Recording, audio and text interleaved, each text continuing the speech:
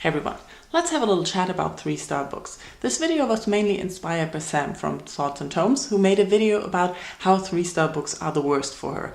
And while I agree with the books that she described, that those are the worst, those are not 3-star books for me. She described books that are meh, that you're struggling through, that there's nothing about them. They're not bad, but they're not good, and so you struggle.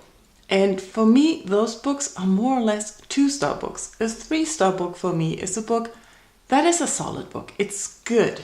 It's not bad, but it's not excitingly special either. For me, a 3-star book is a valuable basis of reading.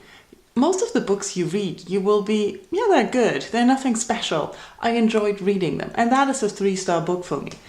I just finished a 3-star book, The Wastelands by Stephen King. If you followed me along, you know that I've been reading this for a while. I've been struggling. I put it aside for a few weeks, and still I gave it 3 stars because it is a solid book. It is a good basis of a book.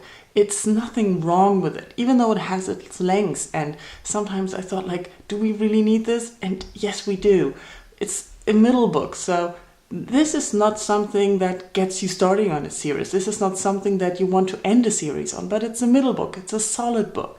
It just works. And that are 3-star books for me. Solid, good books that you enjoy reading. Yes, they're not page turners. Yes, they're not overly exciting. Yes, you may forget them after a few months and not remember all the details.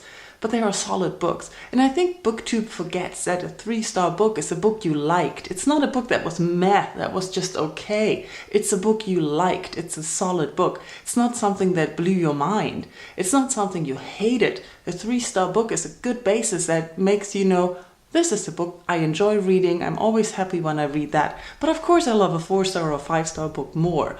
But nevertheless, a 3-star book I find gets a bad rap on BookTube.